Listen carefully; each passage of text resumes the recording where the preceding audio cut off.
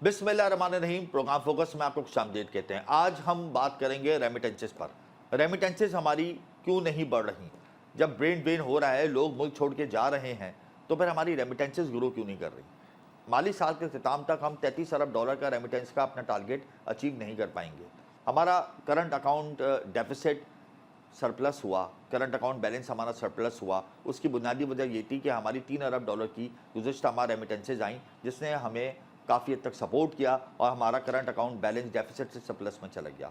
अगर हम अपनी रेमिटेंसेज को इम्प्रूव कर ले तो यकीनन हम अपने मौशी मसाइल को काफ़ी हद तक काबू पा सकते हैं। बहुत तेज़ी से लोग छोड़ के मुल्क जा रहे हैं दूसरे ममालिक के रोज़गार के लिए, लेकिन फिर भी मसाइल हैं, मसाइल कम नहीं हो रहे, ब्रेन ड्रेन भी हो रहा है, इमिग्रेशन पॉलिसीज़ हमारी बड़ी वीक हैं, रेमिटेंसेज भी हमारी ग्रो नहीं कर रही हैं। इसके अलावा जो यूनाइटेड नेशंस की तरफ से एक इंस्ट्रक्शंस आती हैं हमारी, वो इंस्ट्रक्शंस को भी हम फॉलो नहीं कर पा रहे हैं सही से। तो ये इंटरनेशनल सिस्टम के ऊपर हमारी तवज्जो क्यों नहीं है? आज हम प्रोग्राम के अंदर इन तमाम मौज़ूआत को ज़ेर बहस लेकर आएंगे। ओवरसीज़ एम्प्लॉयमेंट प्रोमोटर से हम बात करेंगे कि ह्यूमन ट्रैफिकिंग क्यों हो रही है, क्या वजह है, प्रोटेक्टर ऑफिस कौन कौन से शहरों में नहीं खुले जिसकी वजह से लोगों को शदीद मुश्किलात का सामना है, कौन से जनरल्स का भी हम मौक़िफ़ लेंगे, आखिर वजह क्या है कि हम अपनी रेमिटेंस को ग्रो क्यों नहीं कर रहे हैं, और लोग जो यहाँ से छोड़ के बाहर जा रहे हैं तो उसका नेगेटिव इम्पैक्ट हमारी मईशत पर क्या आएगा। इन तमाम पॉइंट्स को आज हम प्रोग्राम में तफसीली डिस्कस करेंगे। हमारे साथ रहिएगा। ब्रेक के बाद हम प्रोग्राम को शुरू करेंगे। Welcome back. प्रोग्राम में इस वक्त हमें ज्वाइन कर चुके हैं अदनान पराचा, साबिक नायब सदर हैं ओवरसीज़ एम्प्लॉयमेंट प्रोमोटर्स एसोसिएशन के और ओवरसीज़ एम्प्लॉयमेंट प्रोमोटर्स एक्सपर्ट भी हैं। बहुत शुक्रिया अदनान साहब, आपने अपना कीमती वक्त दिया। अदनान साहब, रेमिटेंसेस हमारी मईशत में बहुत कलीदी किरदार अदा करती है। तरसीलात ज़र हमारी गुज़श्ता माह अप्रॉक्सीमेटली $3 बिलियन आई, जिसकी वजह से हमारा करंट अकाउंट डेफिसिट बेहतर हो गया, करंट अकाउंट बैलेंस हमारा प्लस चला गया। अगर यही 3 अरब डॉलर हर महीने आते रहे तो क्या ही बात हो, हम तो अपने सारे मसाइल हल कर लें। तकरीबन 3-3.5 अरब डॉलर की रेमिटेंसेस को लाने के लिए हुकूमत को कौन कौन से इक़दामात उठाने होंगे? जी बहुत शुक्रिया जी। सबसे पहले तो ये बताना चाहूँगा कि जो $3 बिलियन जो हमारी रेमिटेंसेज आई है वो सिर्फ रमज़ान की वजह से और ईद के मौके की वजह से ये हमारा इंक्रीमेंट देखने में आया है। वरना हमारी जो रेशो चल रही थी पहले वो 2 बिलियन से लेके और तकरीबन 2.5 बिलियन के दरमियान में चल रही है। देखिए, जहाँ पे आपने बात की कि रेमिटेंसेस को बढ़ाने के लिए, तो रेमिटेंसेस की अहमियत को इस टाइम पे समझने की ज़रूरत है गवर्नमेंट ऑफ पाकिस्तान को। हम एक्सपोर्ट के साथ रेमिटेंसेस हमारा वो पोर्शन है पाकिस्तान की इकॉनमी के अंदर जिसकी वजह से आपका जो इंपोर्ट एक्सपोर्ट के बिल के गैप को कवर किया जाता है। लेकिन रेमिटेंसेस का पीडीएम की गवर्नमेंट ने भी 32 अरब डॉलर का एक टारगेट रखा था, जो कि मैं नहीं समझता कि हम इस फिस्कल ईयर 2023-24 में हम कंप्लीट कर पाएंगे। हमारी रेमिटेंसेस जो है 28 से 28.5 अरब डॉलर पे जून क्लोजिंग हमारी होगी। देखिए, बढ़ाने के लिए तो हमने डिफरेंट प्लेटफॉर्म्स के ऊपर गवर्नमेंट ऑफ पाकिस्तान को, अपनी मिनिस्ट्री को हमने मुख्तलिफ सिफारिशात दी हैं, सजेशन दिए हैं कि अगर उन पे इम्प्लीमेंट किया जाए और ओवरसीज़ प्रमोटर्स को, हमारे एक्सपर्ट्स को ऑन बोर्ड बिठाया जाए, गवर्नमेंट के अंदर पार्टिसिपेशन दी जाए, तो हमें पता है कि हम बेहतर बता सकते हैं कि गल्फ़ स्टेट्स के अंदर से कौन से ऐसे सेक्टर्स हैं और कौन सी ऐसी पब्लिक है जिसको हम फोकस करके रेमिटेंसेस के अंदर इजाफा भी कर सकते हैं। दूसरी चीज़ ये है कि गवर्नमेंट ऑफ पाकिस्तान पिछले सालों के अंदर आपका देखा है कि कंस्ट्रक्शन साइड के ऊपर हमारे ओवरसीज़ पाकिस्तानी जो कि स्पेशली हमारे गल्फ़ स्टेट्स के अंदर काम कर रहे हैं, उनका रुझान ज़्यादा रहा है, क्योंकि हमारी जो वर्क फोर्स है आपकी 60 to 70% हमारी लेबर क्लास और दूसरे ट्रेड्स की क्लास के अंदर जाती है, और उसमें मोस्टली जो है हमारी वर्क फोर्स 80% हमारी गल्फ़ स्टेट्स के अंदर है। तो गल्फ़ स्टेट्स के अंदर जो बंदा जाता है उसका सबसे पहला जो काम होता है वो वहाँ से पैसा कमा के पाकिस्तान भेज के रोटी और कपड़ा और फिर मकान की तरफ वो आता है। तो वो कतरा पैसे इकट्ठे करके पाकिस्तान में इन्वेस्ट करते हैं। जब आप देख रहे हैं, जब आपके प्रॉपर्टी के ऊपर टैक्स लग गए हैं और मुख्तलिफ सोसाइटीज़ की तरफ से जब फॉर्जरी और इस तरह के केसेस आए हैं, तो हमारा एतमाद जो है गल्फ़ स्टेट्स के जो हमारे ओवरसीज़ पाकिस्तानीज़ हैं उनका एतमाद इस टाइम पे कम हो रहा है। इंसेंटिव बेस हमने बहुत कहा कि हमें दूसरे मुल्कों के मॉडल्स को भी देखना चाहिए, हमें इंसेंटिव देने चाहिए ताकि हमारा जो इस टाइम पे ओपन मार्केट और आपका इंटर बैंक का जो गैप है उससे बढ़ के हमें कोई इंसेंटिव देंगे तो हमारी रेमिटेंसेस के अंदर थोड़ा सा इजाफा 2 से 3 बिलियन देखने में आएगा। अच्छा अदनान साहब, मुझे ये बताएं कि ओवरसीज एम्प्लॉयमेंट प्रमोटर्स को फैसिलिटेट करने के लिए एजेंडा होता है, एक मंशूर होता है, जब इलेक्शन हो रहे थे तो हर पॉलिटिकल पार्टी ने अपना एक मौसी मंशूर पेश किया, उसमें तो आप लोगों का तस्करा ही नहीं था, तो फिर आपने इतनी उम्मीदें क्यों लगा दी हुकूमत से? देखिए, हमारी उम्मीद पाकिस्तान से, हमारी उम्मीद पाकिस्तान की यूथ से है। गवर्नमेंट तो जाहिर सी बात है ना, जी जी, पॉलिटिकल पार्टी देखें किसी भी पार्टी ने, हमने हालांकि तमाम पार्टीज़ के सरबराहान को लेटर्स भी लिखे थे कि अपने मंशूर के अंदर समंदर पार पाकिस्तानी इसका जिक्र करें और समंदर पार पाकिस्तानी इसकी अहमियत को समझें। तो लेकिन अनफॉर्चुनेट ये है कि किसी भी पार्टी ने अपने इलेक्शन की कैंपेन के अंदर या मंशूर के अंदर हमें ओवरसीज़ पाकिस्तानीज़ को भी ना माना और ना ही हम ओवरसीज़ प्रमोटर्स को ऑन बोर्ड लिया। देखिए, सजेशंस लेना तो अभी इस टाइम पे गवर्नमेंट हर तजारत वाले तमाम बिजनेस कम्युनिटी को बुला के सजेशंस ले रही हैं, लेकिन मेन चीज़ जो है उसकी इम्प्लीमेंटेशन ज़्यादा अहम है। और आपकी अहमियत को तस्लीम कोई क्यों नहीं करता, वजह क्या है? देखें, आज से पहले हमें तो पहले तो एसोसिएशन और हमें बिज़नेस कम्युनिटी माना ही नहीं जाता था। हमें ना तो आज तक इंडस्ट्री का दर्जा दिया गया है। हमें जब तक इंडस्ट्री का दर्जा, इमिग्रेशन ब्यूरो तो आप लोगों को एक्सेप्ट करता है। जी जी, इमिग्रेशन और ब्यूरो ऑफ इमिग्रेशन तो हमारा एक सरकारी महकमा है जिसके अंडर हम आते हैं, इसे और उसी के अंडर हम पाकिस्तान से बाहर वर्कफोर्स भेजते हैं। लेकिन इस टाइम पे सरकारी महकमे के अलावा हमारी जो पॉलिटिकल पार्टीज़ हैं, पॉलिटिकल जो गवर्नमेंट है, उनको हमें ऑन बोर्ड लेने की ज़रूरत है। वजारत ख़ारजा को हमें ऑन बोर्ड लेने की ज़रूरत है। वजारत समंदर पार पाकिस्तानी को हमें ऑन बोर्ड लेने की ज़रूरत है। ये दो वो वजारतें हैं जिसकी वजह से हम वर्क फोर्स के बिज़नेस को बढ़ा सकते हैं।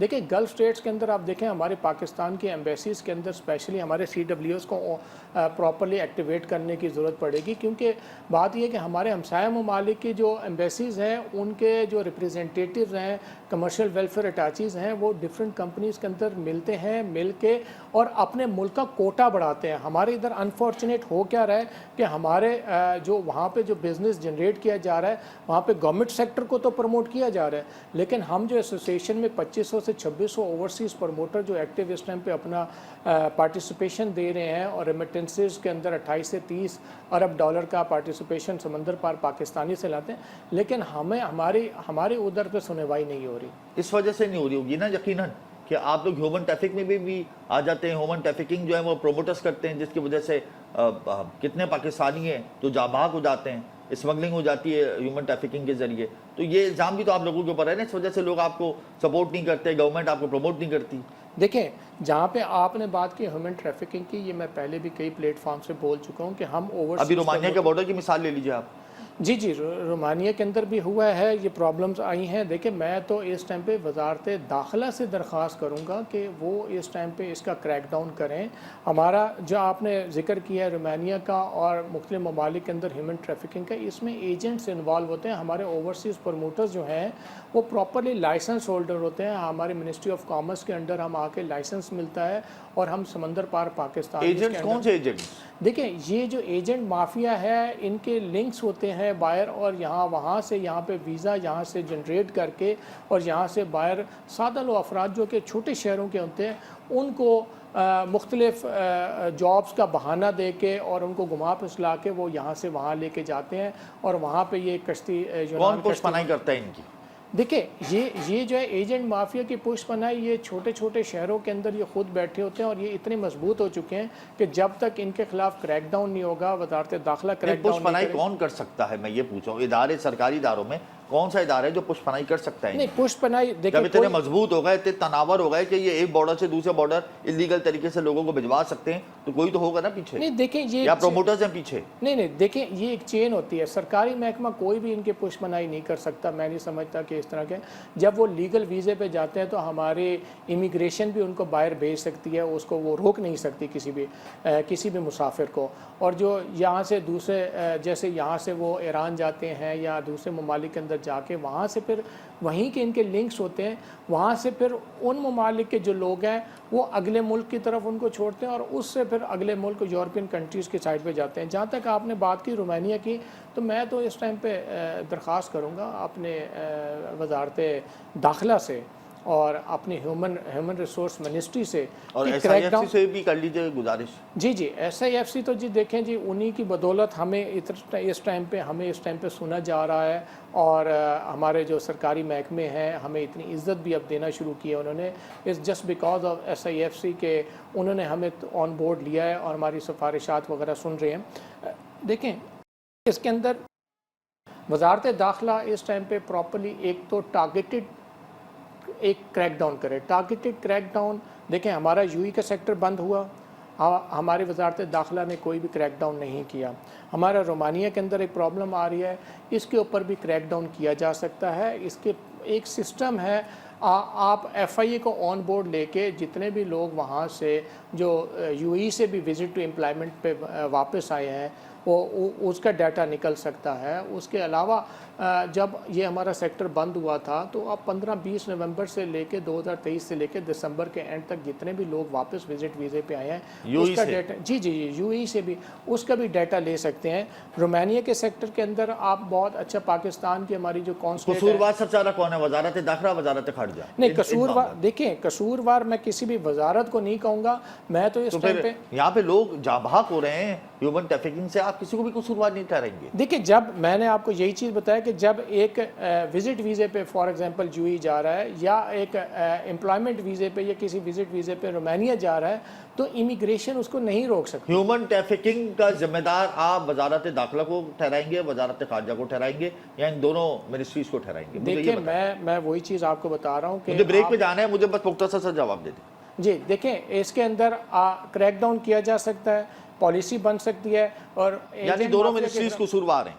जी देखें, दोनों अगर पाकिस्तान की इज्जत का सवाल है, पाकिस्तान का सवाल है, दोनों मिनिस्ट्रीज को चाहिए कि वो मुल्क दुनिया भर में पाकिस्तान का नाम रोशन करें, अच्छी पॉलिसीज बनाएं। चाहिए वाली बात आपने बिल्कुल ठीक है, चाहिए और ये करना चाहिए, करना चाहिए, यानी नहीं कर रही तो ये दोनों कसूरवार है। सही, अदनान साहब से बात हम जारी रखेंगे या वक्त ब्रेक का हमारे साथ है। Welcome back. प्रोग्राम इस वक्त हमें ज्वाइन कर चुके हैं खालिद तव्वाब, कौंसल जनरल बराए मोज़म्बिक। बहुत शुक्रिया खालिद साहब, आपने अपना कीमती वक्त दिया। अदनान पराचमी स्टूडियो में मौजूद हैं। खालिद साहब, रेमिटेंसेज हमारे लिए बहुत अहमियत के हामिल है। $33 अरब का हमने टारगेट रखा है, वो हम अचीव नहीं कर पाएंगे माली साल के अख्ताम तक। उसकी बुनियादी वजह यह है कि हम रेमिटेंसेज के ऊपर कोई खुसूसी तवज्जो नहीं दे रहे, कोई पॉलिसी नहीं बना रहे।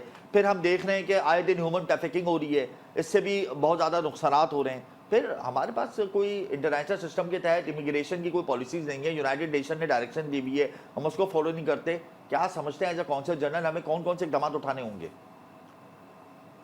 बिस्मिल्लाहिर्रहमानिर्रहीम। देखिए, इस वक्त मौजूदा दौर में मुल्क की जो माशी सूरत हाल है वो बड़ा ख़राब है जी, और इसमें जो हमारा नौजवान तबका है दे आर वेरी फ्रस्ट्रेटेड, और इसलिए वो किसी भी तरह से ये समझते हैं कि उनको मुल्क छोड़ के बाहर जाके के नौकरी करनी चाहिए, क्योंकि यहाँ इस मुल्क में इस वक्त नौकरियाँ अवेलेबल नहीं हैं, क्योंकि इंडस्ट्रियाँ जो चल रही हैं कुछ बंद हो रही हैं और नई इंडस्ट्री जो है वो नहीं लग रही है। इसके लिए मैं समझता हूँ कि जो फॉरेन रेमिटेंसेज हैं शायद उसमें बेहतरी आ जाए, क्योंकि आपका ब्रेन ड्रेनेज हो रहा है और लोग जो हैं वो बाहर बड़ी तादाद में जा रहे हैं। लेकिन खालिद साहब, ब्रेन ड्रेन तो हो रहा है, चलें ये अच्छी बात है कि यहाँ से पाकिस्तानी बाहर जा रहे हैं, हमारे पास करेंसी आएगी, लेकिन यहाँ से जो बाहर जा रहे हैं उनको भी दिक्कत के सामने है। पाकिस्तान के बहुत सारे ऐसे शहर हैं जहाँ पे प्रोटेक्टर ऑफिस नहीं है, अगर उनको मेडिकल कराना है तो कई कई दिन तक उनको इंतजार करना पड़ता है। बायोमेट्रिक सिस्टम के लिए बड़ी तकालीफ का सामना है, कोई पॉलिसी नहीं है। फिर मुख्तलिफ गल्फ स्टेट्स हैं जिन्होंने रिस्ट्रिक्शंस लगा दी हैं। तो इस हवाले से हम लोग कोई काम क्यों नहीं करते, पॉलिसीज क्यों नहीं बनाते? देखिए, ये एक बहुत अहम पहलू है जी, और आप ये देखिए कि जैसे सऊदी अरब जैसा मुल्क जो है वो आज भी हमारे मुकाबले में हमारे पड़ोसी मुल्क को प्रेशर करता है कि वहाँ से लोग आ जाए। जी, लिहाजा हमें अपनी गवर्नमेंट को ये चाहिए कि इनसे मुआहिदा करें, और जिस तरह आपने कहा प्रोटेक्टर का निज़ाम मौजूद है, सिर्फ इसकी इम्प्लीमेंटेशन जो है वो बड़ी कमज़ोर है। अगर वो सही मायनों में इसकी इम्प्लीमेंटेशन कर लें तो हमारे मुल्क में ज़र मुबादला जो ऑफिशियल आता है वो बढ़ जाएगा।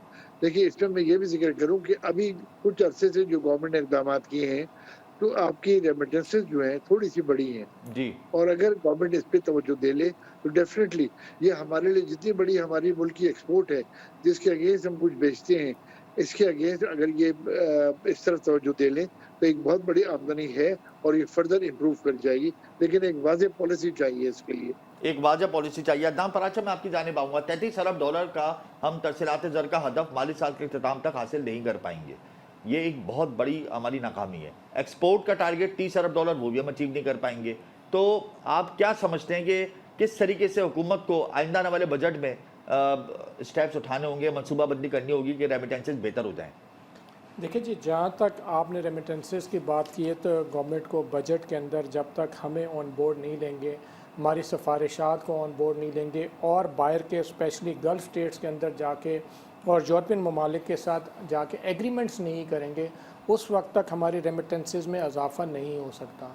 देखिए, यूरोपियन सेक्टर हमारा पूरा इस टाइम पे खाली पड़ा है, हमारे एग्रीमेंट्स नहीं हुए, हम एसोसिएशन B2B जाके थोड़ा बहुत तो बिज़नेस जनरेट कर लेते हैं, लेकिन जब तक हमें ऑन बोर्ड नहीं है, हमें वीज़ा फैसिलिटेशन हमें प्रोवाइड नहीं कर रहे, जब तक गवर्नमेंट ये चीज़ें नहीं प्रोवाइड करेंगे तो हम बिज़नेस को वहाँ से कैसे जनरेट गवर्नमेंट से मुराद आपका इमिग्रेशन और ब्यूरो है?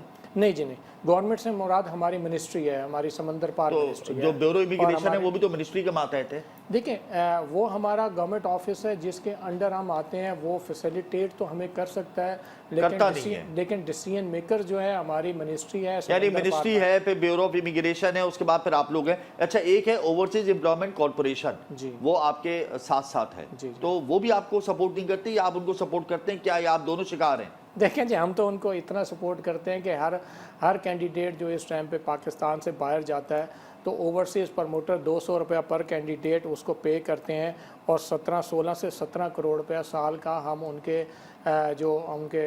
उनको प्रोवाइड करते हैं ताकि वो OEC का डिपार्टमेंट हमारा अदारा वो है चल सके और वो ताकि उनकी सैलरीज और डिफरेंट मार्केटिंग कर सके। लेकिन OEC को भी प्रमोट करें, अपने दूसरे सरकारी महकमात को, डिपार्टमेंट्स को भी प्रमोट करें, लाइसेंस को करें, लेकिन जो हमारा जो मेन हम जो है 2500 प्रमोटर्स जो हैं, हम मेन रेमिटेंसेस और वर्कफोर्स को हम लोग भेजते हैं। हमें जब तक ये आपका दावा है कि आप लोग बेचते हैं? सही है, सही है। मैं आता हूं खालिद साहब आपकी जानिब। खालिद साहब, ह्यूमन ट्रैफिकिंग बहुत तेजी से बढ़ रही है पाकिस्तान में। एक तरफ ब्रेन ड्रेन है, एक तरफ ह्यूमन ट्रैफिकिंग है, दोनों ही बढ़ रहे हैं। ब्रेन ड्रेन जो हो रहा है उससे भी हमें कोई फायदा नहीं हो रहा, ह्यूमन ट्रैफिकिंग हो रही है उससे हमें नुकसान हो रहा है। तो ह्यूमन ट्रैफिकिंग को रोकने के लिए वजारत दाखिला, वजारत खारजा मैदान में क्यों नहीं आ रही? हमारे कमर्शियल अताशीज वहाँ पे एक्टिव क्यों नहीं हो रहे? फिर ब्रेन ड्रेन से भी हमें कोई खास फायदा नहीं हो रहा। तो क्या समझते हैं, किस तरीके से हम बेहतर कर सकते हैं? वजारत दाखिला, वजारत खारजा को जंगी बुनियादों पर कौन कौन से इकदाम उठाने होंगे? देखिए, ये जो इमिग्रेशन हो रही है पाकिस्तान से, ये दो तरह से हो रही है। एक तो वो है जो भी लोग यूरोप या अमेरिका में जाते हैं, जो हमारे स्किल्ड लोग हैं, डॉक्टर्स वगैरह बड़े अच्छे, और जो यहाँ थोड़े से सेट भी हो चुके होते हैं, लेकिन चूंकि उनको वहाँ ज़्यादा बेहतर नौकरी के मौके मिलते हैं और ज़्यादा बेहतर चांसेस मिलते हैं, तो वो अमेरिका और यूरोप की तरफ चले जाते हैं। और वो तबका है 90% जो पढ़ा लिखा तबका है, और वो एक अच्छी, लेकिन वो भी जो है वो रेमिटेंसेस जो है वो पाकिस्तान में इतने नहीं भेजते, बल्कि वो वहीं खरीद के, और वो यही सोचते हैं कि अब फ्यूचर जो है उनका वहीं पर है। तो सबसे पहले तो ये काउंसलिंग की जाए कि पाकिस्तान, और ये मैं आपको हकीकत कह रहा हूँ कि जितनी पोटेंशियल पाकिस्तान में पूरी दुनिया में शायद किसी की भी नहीं है, किसी मुल्क में भी नहीं है हमारे। लेकिन क्योंकि हमारा लोगों का कॉन्फिडेंस खत्म हो गया है, इन्वेस्टमेंट्स नहीं हो रही हैं, लिहाजा वो लोग जो वहाँ काम भी कर रहे हैं और पैसे कमा भी रहे हैं, खासतौर पे यूरोप पे और अमेरिका में, वो उस हिसाब से पैसे यहाँ नहीं भेज रहे। तो सबसे पहले तो काउंसलिंग की ये ज़रूरत है कि हम अपने मुल्क पर एक एतमाद डेवलप करें। अगर हम जाके अमेरिका में और यूरोपों में हमारे पॉलिटिकल लोग तकरीर करते हैं कि जी हम सब चोर हैं, जब तक हम ये इंप्रेशन ख़त्म नहीं करेंगे, हमारे लिए प्रॉब्लम जो है वो रहेगा। और आज यंग जनरेशन जो है वो किसी भी तरह ये मानने की तैयारी नहीं कि हम पाकिस्तान में रुक के काम करें। इसके लिए गवर्नमेंट को भी काम करना चाहिए, मीडिया को भी काम करना चाहिए, और अपने मुल्क की जो पॉजिटिव चीज़ें हैं वो हमें दिखानी चाहिए ताकि वो चीज़ें नजर आने शुरू हो। ह्यूमन ट्रैफिकिंग के हवाले से क्या कहेंगे आप खालिद साहब? देखिए, ह्यूमन ट्रैफिक तो हमेशा से एक बहुत बड़ा मसला है, और इसके लिए मैं समझता हूँ कि हमारी जो एयरपोर्ट्स हैं और दूसरे वो हैं, उनको ज़रा सख्त होना चाहिए।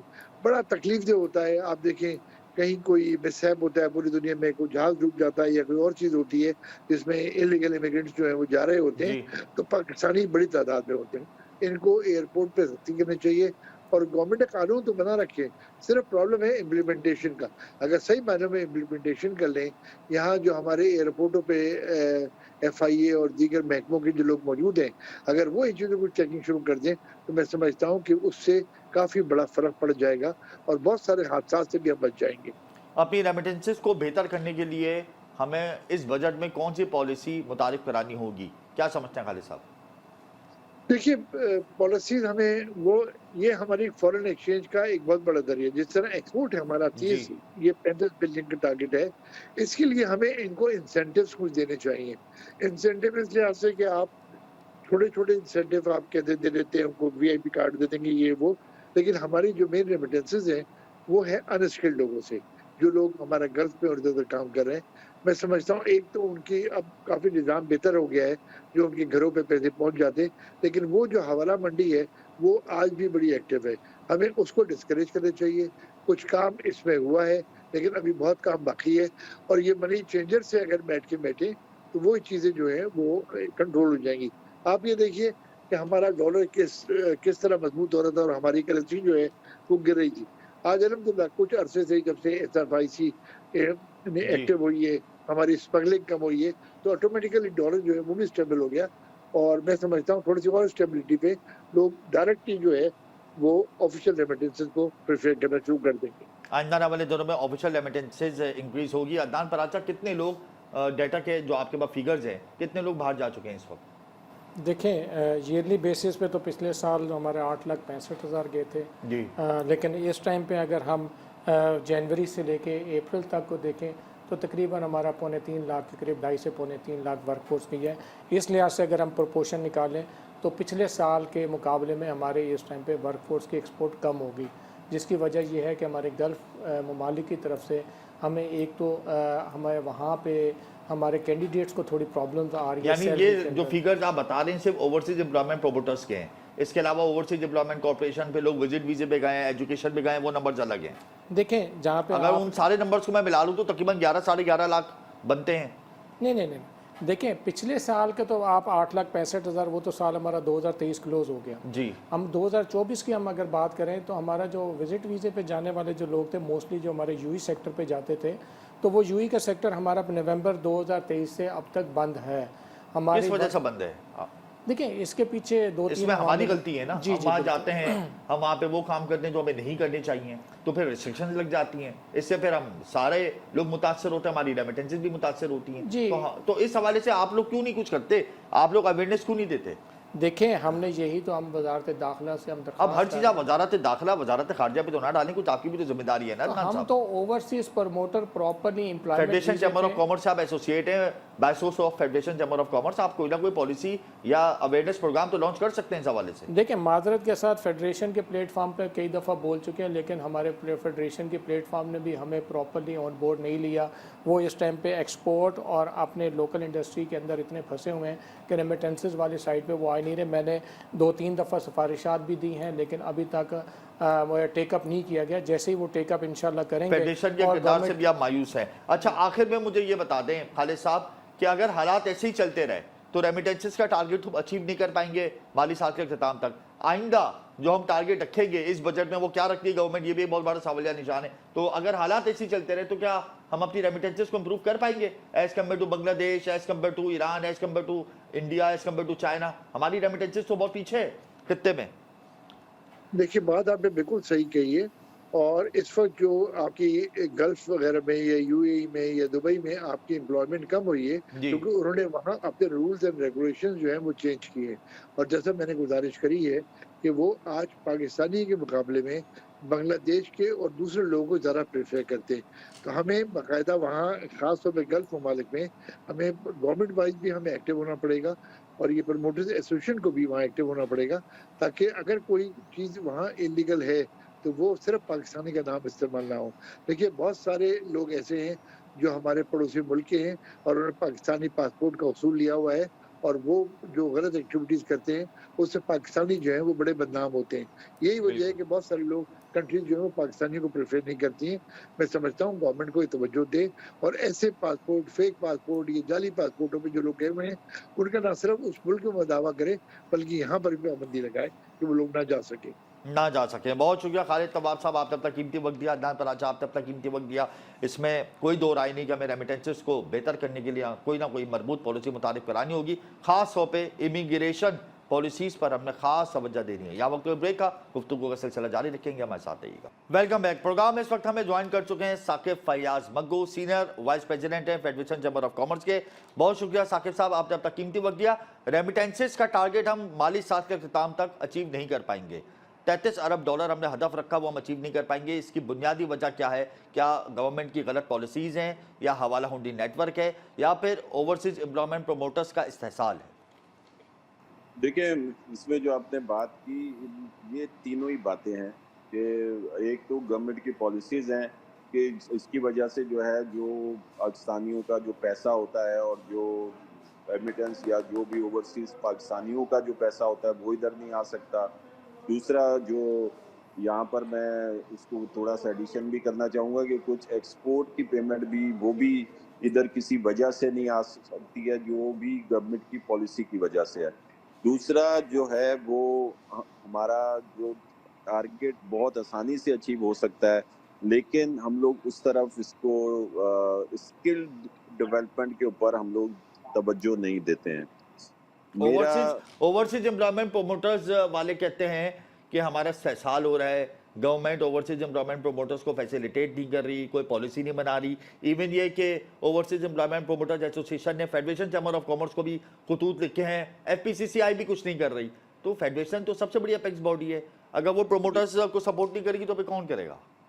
देखिए, हम इस सिलसिले में मैं आपको अपनी थोड़ा सा वो बताऊं, हमने जो है एनपीओ जो तंजीम है, जो वो इंटरनेशनल तंजीम है, जो ट्रेनिंग देती है इंटरनेशनली किसी भी चीज़ के बारे में, जो भी एज पर रिक्वायरमेंट, उनके साथ हम लोगों ने एमओयू साइन की और अब हम लोग उनके साथ जो है वो ट्रेनिंग सेशन शुरू करने जा रहे हैं। ओवरसीज एम्प्लॉयमेंट वालों के साथ हमारा क्लोज रिलेशन है और हम लोग उनकी भी रिकमेंडेशन के ऊपर जो है एफ्टा को हम लोग इन्फोर्स कर रहे हैं कि वो उसी हिसाब से जो अपने ट्रेनिंग के जो प्रोग्राम है या जो ट्रेनिंग के कोर्सेज हैं उसी हिसाब से उसको मुरतब करें।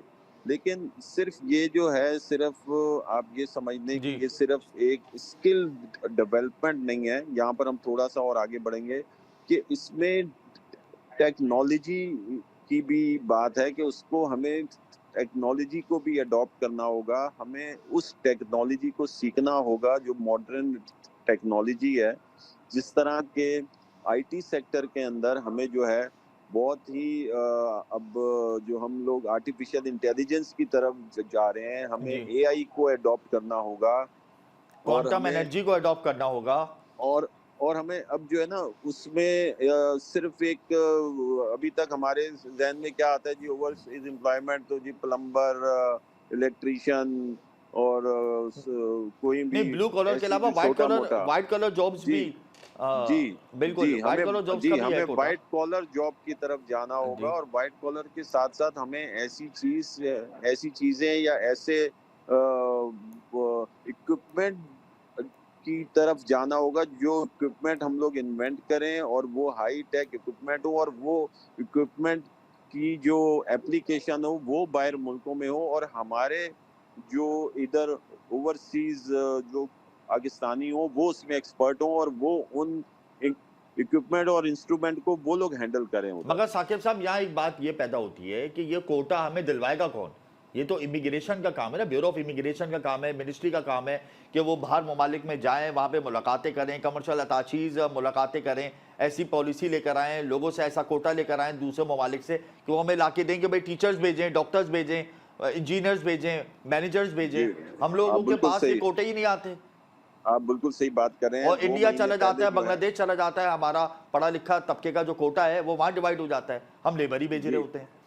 जी, आप बिल्कुल सही बात कर रहे हैं। अभी 3 महीने पहले हमारी इधर ही एफपीसीसीआई के हेड ऑफिस में ये जो ट्रेड ऑफिसर्स जो ये बैरून मुल्क जो जाते हैं, जो कमर्शियल ऑफिसर्स होते हैं, वो लोग तमाम लोग इधर आए थे अपनी उधर ऑफिशियल उधर जाने के लिए अपनी अपनी कंट्रीज में। तो मैंने उनको सिर्फ यही इस बात पे भी जोर दिया था, मैंने कहा था कि एक तो आप उधर हमें पूरे महीने की हर महीने की एक रिपोर्ट बनाकर देंगे कि कौन सी प्रोडक्ट्स जो हैं वो हमारी इधर एक्सपोर्ट हो सकती हैं, प्लस किस किस्म की स्किल उनको चाहिए हाई टेक स्किल, नॉट के यही जो मैंने आपको बताया कि ये इलेक्ट्रिशियन और प्लम्बर नहीं, और जो उनकी किस किस्म की उधर जो है वो एम्प्लॉयज करना चाह रहे हैं, किस किस्म की हाई टेक एम्प्लॉयमेंट्स वो करना वो चाह रहे हैं, उसकी रिपोर्ट आप हमें बना कर देंगे। लेकिन अभी तक 2 रिमाइंडर के बावजूद अभी तक उधर से कोई जवाब नहीं आया, और अब हम यही सोच रहे हैं कि मिनिस्ट्री ऑफ फॉरेन अफेयर्स में भी और इस वाले मैटर को जो है हम और हाई लेवल के ऊपर हम जाकर लैकिंग कहाँ पे उनके आती साथ है हैंडल करें। हमारी तरफ से, लैकिंग कहाँ पर है? देखिए, हमारी तरफ से लैकिंग जो है government to private sector communication में आती है। गवर्नमेंट बिल्कुल कम्युनिकेट नहीं करती है। उनको जो हमारी आपस की कोऑर्डिनेशन होनी चाहिए, जी जब तक प्राइवेट सेक्टर और गवर्नमेंट की कोऑर्डिनेशन नहीं होगी, कोई भी चीज जो है, किसी भी चीज का बेनिफिट हासिल नहीं किया जा सकता।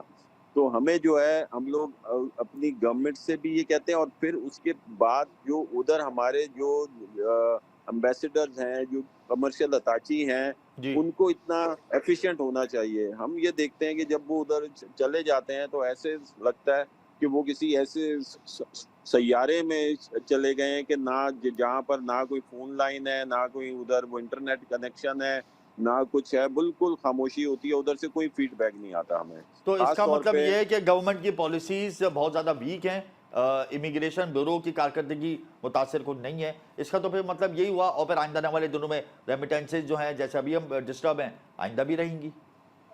देखिए, रेमिटेंस के लिए भी मैं आपको बताऊं कि पॉलिसी हमें उसमें उसको हमें देखना होगा। आप इस वक्त यहाँ पर किसी जो ये जो हंडी जिसको कहते हैं, या जिसको कहते हैं कि कोई भी पेमेंट अपनी बाहर भिजवानी है, जी अगर ये पैसा आता कहाँ से आता है? ये हम लोग जितनी भी पेमेंट चाहें, यहाँ से कोई भी चाहे वो उसको बाहर से भिजवा सकता है, या दुबई भिजवा देते हैं या बिल्कुल। कहीं और से भिजवा देते हैं। तो ये पैसा किसका है? ये पैसा पाकिस्तानियों का ही पैसा है, जो वो गवर्नमेंट की पॉलिसी की वजह से पाकिस्तान में नहीं वो लेकर बजट आते। तजावीज़ में आपने अगर रेमिटेंस की इम्प्रूवमेंट के हवाले से कोई तजवीज़ दी है? जी, हम लोगों ने उसके अंदर यही तजवीज़ दी है कि यहाँ पर इतना उनको ईज़ी करें कि, और इतनी फैसिलिटेट करें ओवरसीज़ पाकिस्तानियों को, कि वो अपनी तमाम रेमिटेंस इधर भिजवाएँ। अभी सिर्फ मेरे हिसाब से अभी सिर्फ 50 टू 60% रेमिटेंस इधर आती हैं, और जो भी हमारी ये फिगर आती है, ये 50 टू 60% 40% ब्लैक रेमिटेंस चैनल की की है। नज़र हो जाती है। बिल्कुल 40% दुरुस्त जो फरमा है रहे हैं आप। बहुत वो शुक्रिया जो है साकिब साहब, आपने अपना ब्लैक कीमती वक्त चैनल से दिया। आता है। प्रोग्राम का वक्त यहाँ ख़त्म होता है। रेमिटेंसेज को बेहतर करने के लिए इंसेंटिव्स हमें देने होंगे। इस बजट में बड़ी उम्मीदें लगाई हुई हैं, ओवरसीज एम्प्लॉयमेंट प्रमोटर्स ने भी लगाई हुई हैं, फेडरेशन चैम्बर ऑफ कॉमर्स ने भी तजावीज़ दी हैं कि इंसेंटिव्स दें ताकि रेमिटेंसेज बेहतर हो। $33 अरब का हमने टारगेट रखा है। माली साल के अख्ताम तक हम $33 अरब का टारगेट अचीव नहीं कर पाएंगे रेमिटेंसेज का। हमारे लिए रेमिटेंसेज को इम्प्रूव करना बहुत ज़रूरी है। अदरवाइज़ हम ना एक्सपोर्ट का टारगेट अचीव कर पा रहे हैं, ना रेमिटेंसेज का टारगेट अचीव कर पा रहे हैं। हम अपनी जो हमारा जो सर्वाइवल है वो बड़ा मुश्किल हो जाएगा हमारे लिए। तो ओवरसीज़ पाकिस्तानी जो बाहर जा रहे हैं उनके लिए रास्ते आसान करें, और जो रकम आ रही है उसके लिए भी रास्ते आसान करें। हुकूमत को चाहिए कि एक बेहतर मजबूत पॉलिसी बनाए। मुझे मेरी टीम को इजाज़त दीजिए। प्रोग्राम का वक्त यहाँ ख़त्म होता है। अल्लाह हाफ़िज़।